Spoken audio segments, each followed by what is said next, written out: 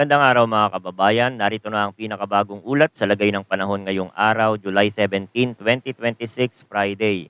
Isa ng tropical depression ng sistema na binabantayan natin sa may timog silangan ng bansa. Nasa labas pa din ito ng Philippine Area of Responsibility. Alamin natin ang magiging galaw nito sa mga susunod na araw. Para naman lagi kang updated sa lagay ng panahon, i-click mo lang ang subscribe button. Sa kasalukuyan, ang southwest monsoon o habagat ang siyang nakakaapekto sa extreme northern Luzon, habang sa malayong silangan ng bansa ay may isang tropical depression na patuloy nating binabantayan sa labas ng Philippine Area of Responsibility.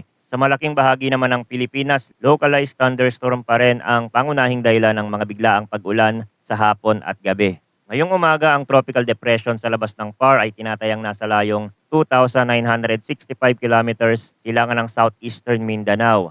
Ang lakas ng hangin nito ay nasa 45 kilometers per hour. Malapit sa sentro, may bugso hanggang 55 kilometers per hour at kumikilos ito northwestward ng mabagal. Sa ngayon, isa pa lamang itong mahinang tropical cyclone na nasa napakalayong bahagi ng karagatang Pasipiko. Dahil sa layo nito sa bansa, wala pa itong direktang malaking epekto sa kasalukuyang lagay ng panahon sa Pilipinas. Pero mahalaga pa rin itong bantayan dahil bahagi ito ng mas malawak na tropical activity sa silangang bahagi ng ating monitoring domain at maaari itong maging basehan ng mga susunod na development sa mas mahabang forecast.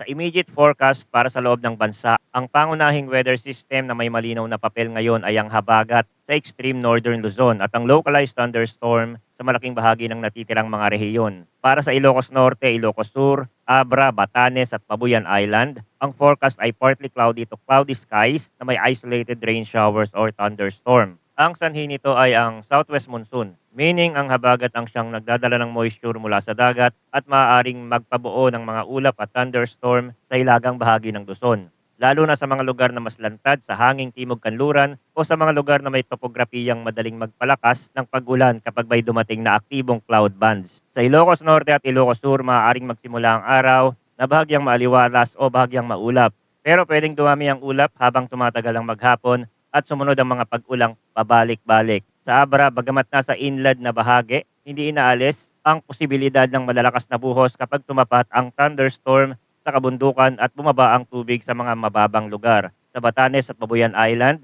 mas dapat bantayan ang pabago-bagong lagay ng panahon dahil ang mga bahaging ito ay mas bukas sa dagat at mas mabilis makaranas ng mga ulap na may dalang ulan at pagkulog. Bagamat isolated rain showers lamang ang description sa forecast, pwede pa rin itong magdulot ng flash floods at landslide during severe thunderstorm, lalo na sa mga lugar na matarik ang terrain o malapit sa mga daluyan ng tubig. Para naman sa Metro Manila at sa nalalabing bahagi ng bansa, ang forecast ay partly cloudy to cloudy skies na may isolated rain showers or thunderstorm dahil sa localized thunderstorm. Sa mga lugar na ito, ang pag-ulan ay mas nakadepende sa local heat at humidity kesa sa direktang impluensya ng habagat o ng malayong tropical depression.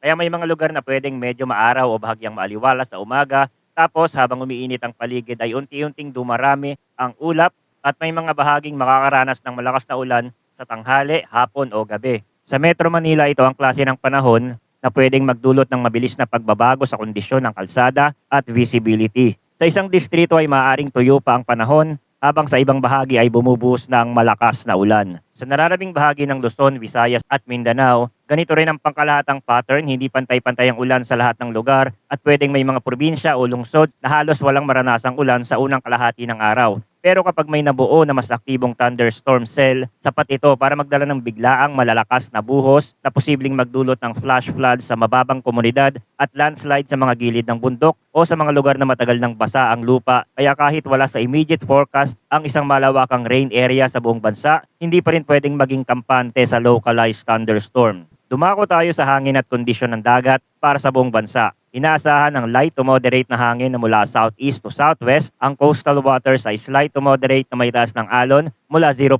hanggang 2.1 meters. Generally, hindi pa ito ang pinakamasungit na lagay ng dagat kumpara sa panahon ng direktang pagtama ng malalakas na bagyo. Pero hindi rin ito dapat maliitin. Sa mga baybaying lugar na may kasabay na thunderstorm activity, pwedeng pansamantalang lumakas ang hangin at tumaas pa ng kaunti ang alon, lalo na sa mga maliliit na bangka at sa mga pumapalaot sa malalayong bahagi ng dagat. Mahalagang bantayan ang mabilis na pagkapal ng ulap at ang biglaang pagbabago sa direksyon o lakas ng hangin. Ngayon, tingnan natin ang extreme of temperatures at relative humidity para sa 24-hour period ending 8 o'clock kagabi. Ang minimum temperature ay umabot sa 24.8 degrees Celsius alas 5 ng umaga. Ang maximum temperature naman ay umabot sa 34.0 degrees Celsius alas 2 ng hapon. Ipinapakita nito na nananatiling mainit ang panahon sa maraming bahagi ng araw, lalo na pagsapit ng tanghali at hapon. Ang minimum relative humidity ay nasa 48% alas 2 ng hapon, habang ang maximum relative humidity ay nasa 90% alas 6 ng umaga. Ang kombinasyon ng mainit na temperatura at mataas na moisture sa hangin ay isang mahalagang dahilan kung bakit favorable ang kondisyon para sa thunderstorm development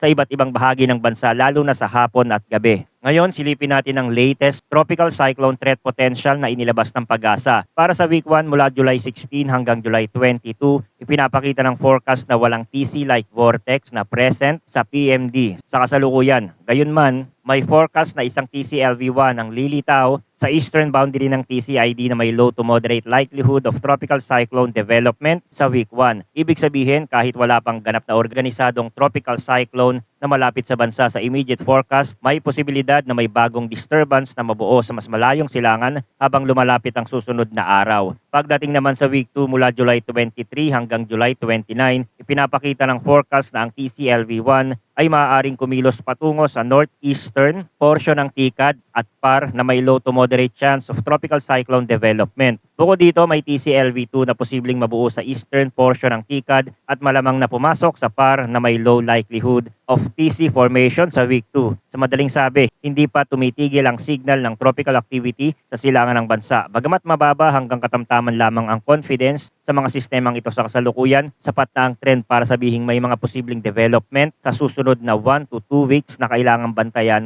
ng masinsinan. Kung sisilipin natin ito sa ibang mga weather model, kapansin-pansin na ang sistemang nasa week 2 forecast ay posibleng maging bagyo rin at lumapit sa bansa. Sa kasalukuyang interpretasyon ng mga model, may senaryo na maaari itong dumaan sa may northern Luzon. Mahalagang detalye rito na bahagyang nagbago ang track kumpara sa mas naunang tingin. Lumihis ito pababa ng kaunti, kaya mas malinaw na ngayon ang posibilidad na mas lumalapit ito sa hilagang bahagi ng bansa. Pero sa puntong ito, hindi pa rin final ang track nito at marami pang pwedeng magbago sa mga susunod na araw. Ang mga long range model ay madalas na nag-a-adjust habang lumalapit ang forecast period at habang mas dumarami ang observational data. Ang kasalukuyang nakikitang senaryo ay may posibilidad ng isang bagong sistema sa silangan ay pagkatapos ay gumagalaw ng mas pahilaga at pakanluran depende sa steering winds at sa magiging kondisyon ng paligid. Kung mas mananaig ang mas pahilagang track, maaari itong manatiling mas malayo sa kalupaan at higit na makakaapekto sa dagat at sa habagat. Kung mas kikiling naman ito pakanluran, mas mataas ang posibilidad ng paglapit nito sa Northern Luzon. Manatiling nakatutok sa mga susunod na updates tungkol sa lagay ng panahon. Maraming salamat sa inyong panonood at mag-ingat po tayong lahat.